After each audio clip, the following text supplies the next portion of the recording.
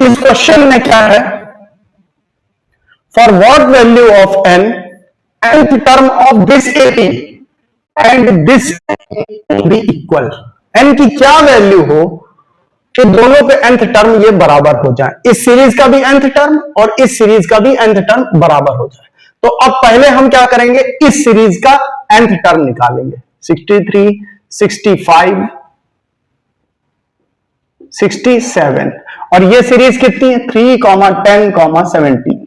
इसमें a कितना है 63, b कितना है 65 माइनस 63 कितना है 2। तो इसका nth टर्म कितना हुआ, इसका nth टर्म हुआ आपका a plus n minus 1 into D. इसका nth टर्म कितना हुआ a plus n minus 1 into D. यहां पे a की वैल्यू कितनी 3 और d की वैल्यू कितनी है 10 माइनस 3 कितना है 7, 10 माइनस 3 7। अब वैल्यू पुट करें हम इसमें, a की जगह कितना 63 plus n minus 1 into d कितना है 2। इसको और सॉल्व कर ले, 63 प्लस 2n माइनस 2 तो कितना हो गया 2n प्लस 61। यहां कितना हुआ, ये कितनी वैल्यू आई इतनी, tn की वैल्यू कितनी आई इतनी, और यहां पे tn की वैल्यू कितनी, a की जगह 3 प्लस n माइनस 1 इंटू 7 तो 3 प्लस 7n माइनस 7 तो ये आई 7n माइनस 4, ये आई tn। अब इन दोनों को इक्वल कर दे, इन दोनों वैल्यूज को इक्वल कर दे, तो 2n plus 61 is equal to 7n minus 4। इस 4 को इधर ले जाए तो ये हो जाएगा 4 plus 61 is equal to 7n minus 2n, तो ये हो जाएगा 65 और ये हो जाएगा 5n। अब यहां से n की वैल्यू क्या आएगी 65 बाई 5, ये आएगी 13। कितनी आई 13, तो n की वैल्यू कितनी आई 13। तो जब n की वैल्यू 13 होगी तो दोनों के nth टर्म बराबर होंगे। ठीक है, तो ये हमारा ये क्वेश्चन रहा, बहुत ही सरल था और पढ़ने में थोड़ी सी दिक्कत होती है किसी किसी बच्चे को, तो वो आराम से समझ के उसको करिएगा, अलग अलग पार्ट में बांट के करिएगा। और ये जरूरी नहीं कि किसी टीचर ने जैसे बताया वैसे ही किसी ने भी बता दिया आपको तो वैसे ही रटने की कोशिश करिए, आप अपनी बुद्धि लगाइए, उस क्वेश्चन को करने की कोशिश करिए। ठीक है,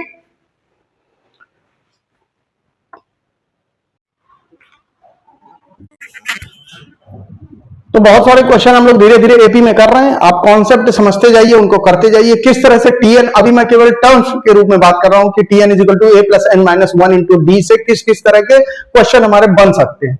उसी कड़ी में अगला क्वेश्चन है कि how many 2 digit numbers are divisible by 3। 3 से डिवाइड होने वाले 2 डिजिट के कितने नंबर है। तो 3 से पहला नंबर कौन सा होगा जो 2 डिजिट का होगा और डिवाइड होगा, तो होगा 12, उसके बाद 15, फिर उसके बाद होगा आपका 18, इसी तरह से चलता जाएगा। 100 पे 3 डिजिट आ जाएंगे, उससे पहले वाला कौन सा नंबर है जो 2 डिजिट का हो और 3 से डिवाइड हो, वो होगा 99। तो ये कितने नंबर ऑफ टर्म है, ये कितने नंबर ऑफ टर्म है, ये जानने के लिए हम क्या करेंगे, अगर हम ये पता कर लें कि ये किस नंबर पे आया है, ये किस एन पे है, तो हमारा काम बन जाएगा। तो हम फॉर्मूला लिखें, tn is equal to A plus N minus 1 into D. A कितना है यहाँ, ए कितना है यहाँ 12, डी कितना है 15 माइनस 12 इज इक्वल टू 3। तो ए की वैल्यू 12 है, डी की वैल्यू 3 है, और टीएन पे क्या है 99। 99 का कौन सा टर्म है, किस एन पे 99 है, तो हम यहां लिखेंगे 12 plus N minus 1 into d कितना है 3। तो अब यह होगा 99 minus 12 is equal to n minus 1 into 3, ये हो गया 87 बराबर एन माइनस 1 इंटू 3। 3 से डिवाइड कर देंगे, 87 by 3 is equal to n minus 1, 3 से डिवाइड किया 29 is equal to n minus 1, तो ये हो गया एन इज इक्वल टू 30। तो 30वां टर्म हो, टोटल नंबर ऑफ टर्म कितने 30 टोटल नंबर ऑफ टर्म 30 है जो कि 3 से डिवाइड होते हैं 2 डिजिट वाले। ठीक, अब अगला क्वेश्चन करते हैं, इसको समझ लीजिए, नोट कर लीजिए।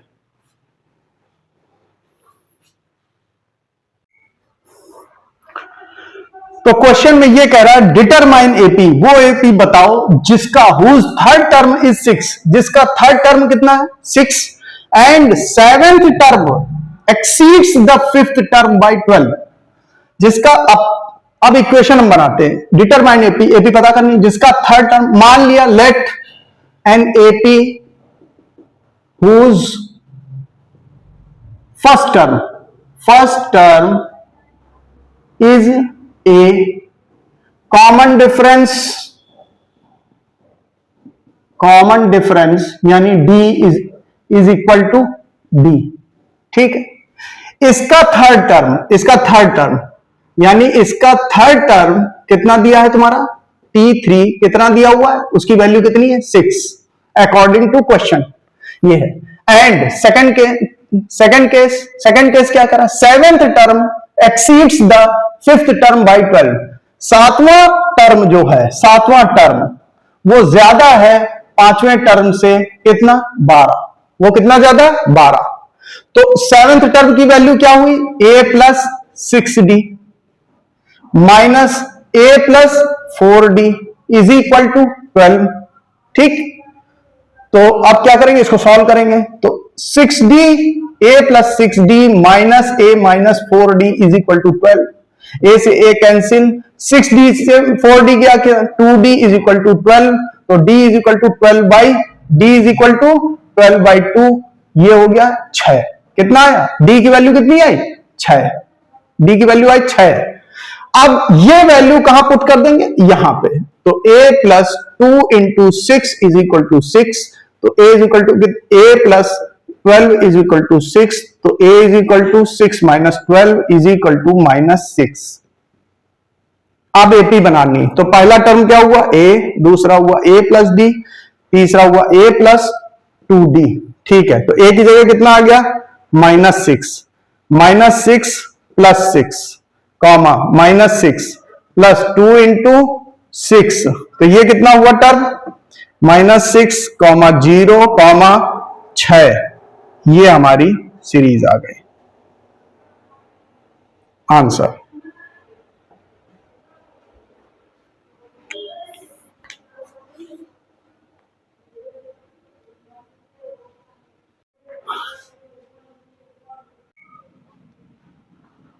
तो इस क्वेश्चन में कह रहा है एक एपी है जिसके फोर्थ एंड एट्थ टर्म का सम जो है वो 24 है।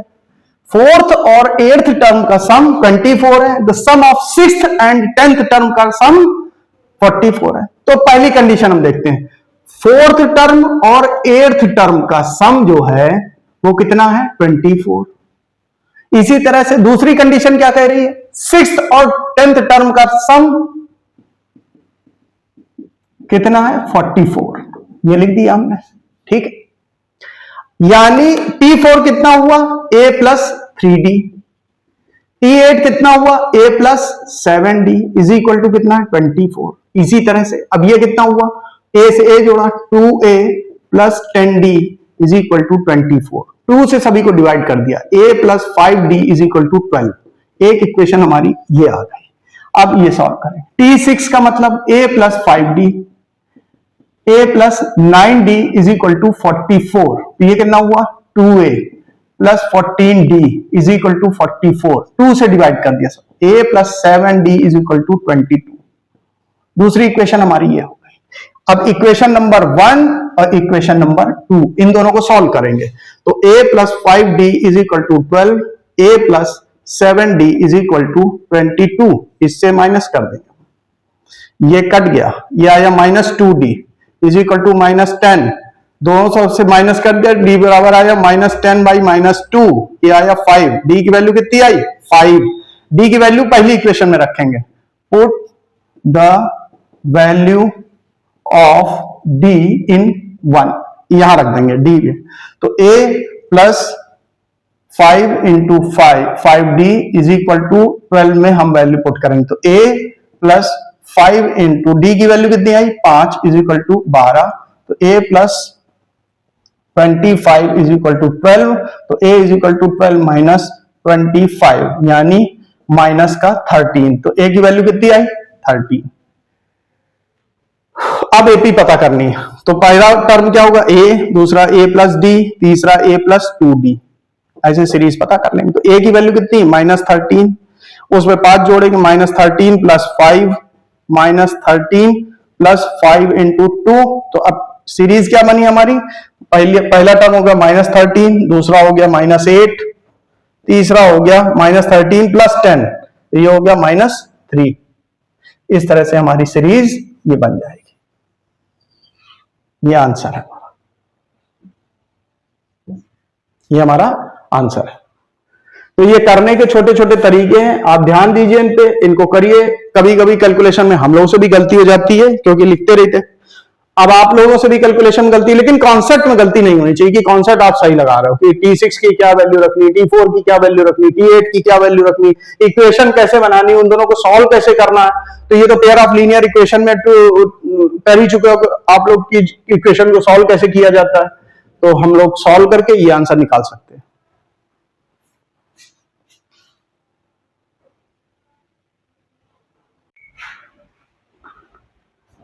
तो क्वेश्चन में ये कह रहा है कि Ramkali saved ₹5 in the first week. पहली वीक में रामकली ने कितना सेव किया? रामकली सेव्ड ₹5। उसके बाद हर वीक अपनी सेविंग बढ़ाती गई of a year and then increase हर वीकली सेविंग बाई 1.75। इतनी बढ़ाती गई, हर बार वो अपनी सेविंग इतनी बढ़ाती गई। तो पहली बार उसने कितनी बढ़ाई? 5। दूसरी बार इंक्रीज कितना किया उसने? 1.75। तीसरी बार फिर उसने बढ़ाया 5 + 2 × 1.75। हर फिर कितना बढ़ाया? 5 + 3 × 1.75। तो इस तरह से वो बढ़ाती चली गई। पहली हर बार इतना बढ़ा रही थी हर साल। तो कितना बढ़ता गया? तो ये एक हमें एपी मिल रही। देखो, this is the same form a + d, a + 2d, a + 3d। तो माना कि nth ईयर में कितनी हो गई सैलरी उसकी टोटल? 20.75। तो हम क्या लिखेंगे? Tn = a + n-1 × d। nth week के लिए निकाल रहे हैं तो वैल्यू पुट कर देंगे। 20.75 = a कितना दिया हुआ? 5 + n-1 × d कितना दिया? 1.75। इसको हम सॉल्व कर लें, अपना आंसर निकाल लें। तो अगर हम इसको सॉल्व कर लेंगे इस इक्वेशन को तो हमारा आंसर निकल आएगा। इसको सॉल्व करके देखिए फिर बताइए।